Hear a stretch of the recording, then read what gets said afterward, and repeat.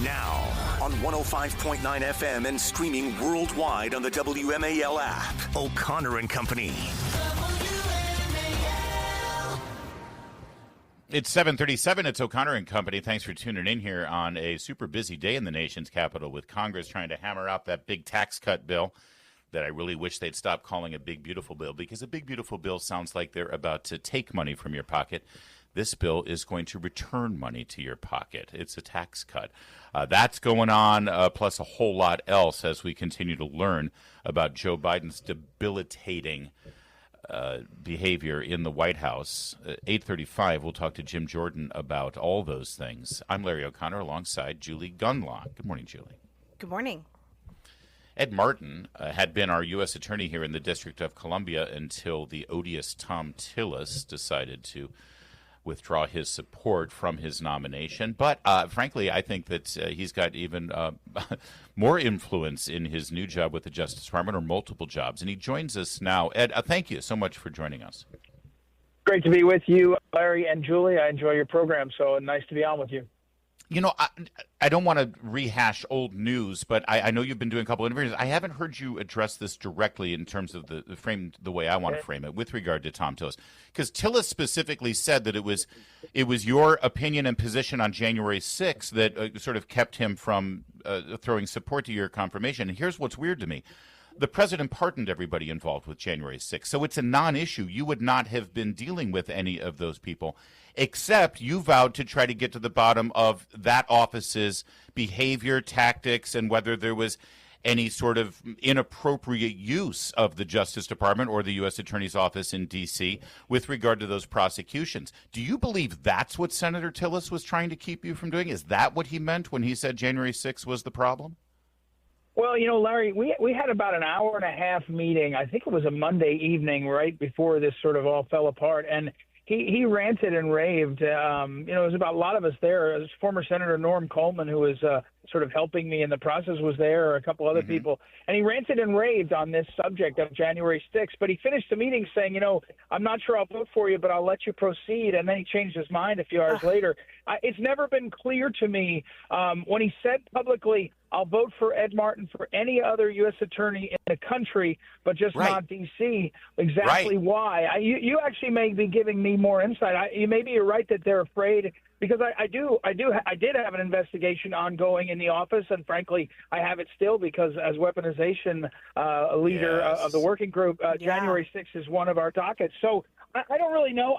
There were a lot of forces. I respect the process, the Constitution. Senators can do this, and I don't think they really have to make it clear, and they didn't. And so, as President Trump said, we could have fought. I think I have the votes on the floor of the Senate if we get there, but I think it was not worth the fight. He's got a bill, as you mentioned, to pass and other things. And I saw the president 2 nights ago, and he, first time in person since this happened, and he said, I think you got a better spot now. You think so? And I said, I think so. And he said, good. He said, keep going. So, that's if you're working for the president, that's about as good as it gets. Listen, as someone who works in Washington, D.C. and reports on what goes on in this town and has done for, over a dozen years now, I wanted you in that office so we could return law and order and sensible prosecutions to the district. That said, I am thrilled with the gig that you did end up getting. And to that end, let's talk about the weaponization of the government. What are you focusing? What are your priorities right now in terms of what has happened in the Justice Department and the U.S. Attorney's Office of the District of Columbia over the course of the last 10 years? Well, it's like building a plane while you fly it. And when we came in, the working group was created about 2 months ago by Pam Bondi, and she gave us 6 or 7 priorities, including J6, including the lawfare against Trump and others, including the targeting of the Catholics by the FBI, the school board parents. So she gave us a laundry list of about 8 ones, and we've already been working on that. And we have some of the best folks in the DOJ that have been kind of getting together saying, okay, what do we do about this? How do we dig to the bottom of that? And so that's the starting point. That includes Jack Smith, by the way, and what went on there. So it's all the Crossfire Hurricane, all the all-stars of what you would think of. Oh, great. But, now I'm sort of building out the team and the vision for the team. And I met yesterday with Todd Blanche, and we were talking about this, and he said, you have to sort of quarterback the team and sort of assign out across the country the investigators and the prosecutors to look at these things, because it's all too much work. And that's the one thing I will say, Larry and Julie. You guys are in the business of information. The thing I will warn people: one frustration you feel, and I feel it too. Where's the cuffs and the prosecutions?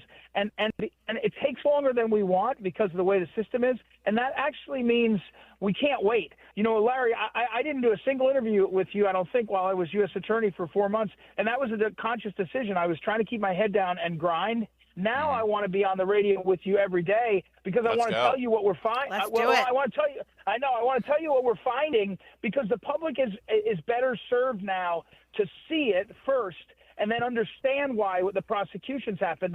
The Biden administration weaponized government by just going after you. I think if you explain what you're doing and you lay it out, people will understand we're not going after Joe Biden's White House. We're going after the government being used against us or used improperly. So that's why it's a different posture and a different moment. Well, you talk about information and the role of media like us and getting that information out, but part of weaponization was also deplatforming those people in the media who were telling the truth, unlike Jake Tapper, who now admits conservative media was correct. But there was, for instance, CISA, which is this government agency through DHS, worked with these private entities, these private platforming entities, to deplatform conservative voices. Is this something that you'll be investigating? Because I know Tulsi Gabbard is involved in this. So what's the status of that? Well, first of all, I met with Tulsi 4 days ago after I got in this spot because you're right. Tulsi's been knee-deep in this because what she sees is a lot of where that censorship happened. But, the characteristic of these major scandals of weaponization, one characteristic is that if you spoke about it, they deplatformed you. If you think about it, COVID, that's right. If you talked about it, they deplatformed you. Election 2020, if you talked about it, they deplatformed you. So, the Russia hoax, if you talked about January 6th, and so already I've had a couple of whistleblowers in with specific instances, major instances of how you can see the pressure from the government on the social media giants, on the carriers of cable, for example. And so, yes, we're going to get to the bottom of it. Yes, we're going to shine a light on it. If it is illegal, we're going to prosecute it. But we're also going to force it didn't stop. And so you still have to.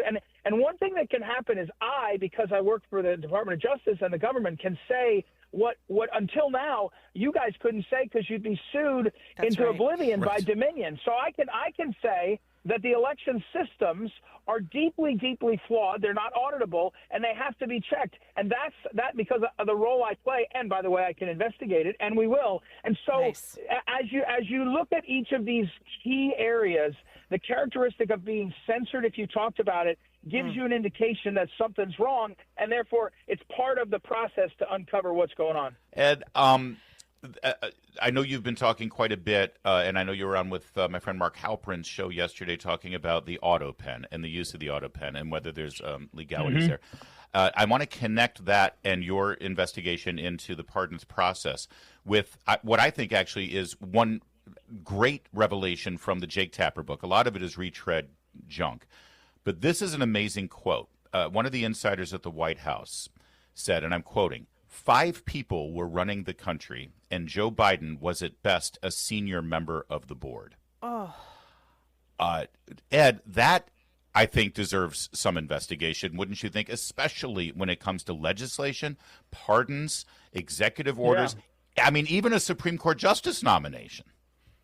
Yeah, look, there's a part of this that we're sort of getting a look under the hood, and it's probably always never too pretty, right? If you could go back in time and see who's really running things, it is what it is. But there's something about this that's really troubling. And I had a whistleblower in my office about 10 days ago. I mentioned this on Halperin's show that told me that the key people were Anita Dunn and Bob Bauer and Ron McClain, and they various times were outside of the government using access to the government. Now, this is a whistleblower, but using access to the government sort of as their entree to power and to wealth and influence. And that's where you get to something rubber hits the road. Like, auto pen is not illegal. That's the oligarchy. I'm sorry, I've been told that they don't like oligarchies. That's literally an unelected body of people running this government.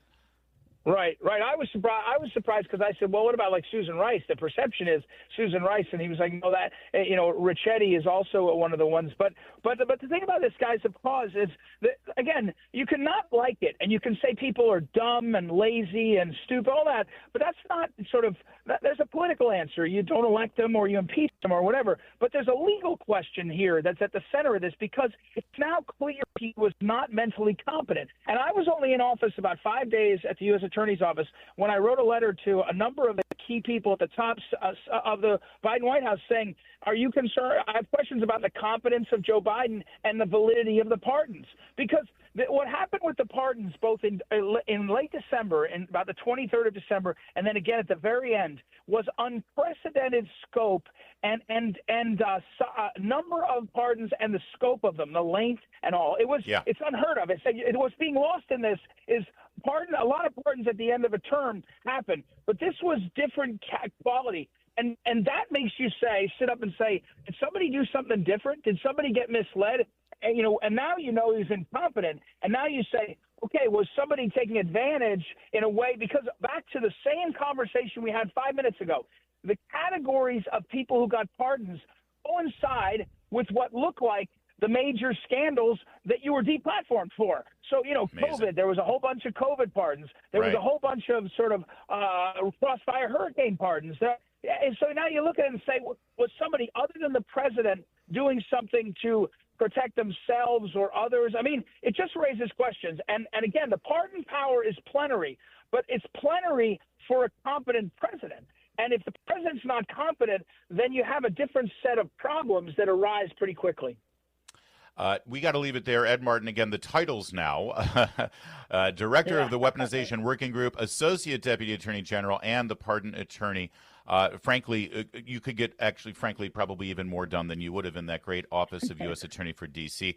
I'll tell you one quick thing. Joe DeGenevieve is a guest on this show every Monday. The man is a genius, a warrior, a patriot. He held that office, as you know, and he sort of set the bar, I think, for U.S. attorneys to follow. I sure hope if you need extra help around the house, I know that Joe has forgotten more about this town. I call him all the time, and every time he's on your program and he mentions my name, I get probably 30 texts where people listen to you and also him. That's really great. So I always tell him, say something nice on Monday morning. So thanks, Larry. Thank you, Julie. Talk to you soon. We'll see what happens. Ed Martin, folks. It's 7:51.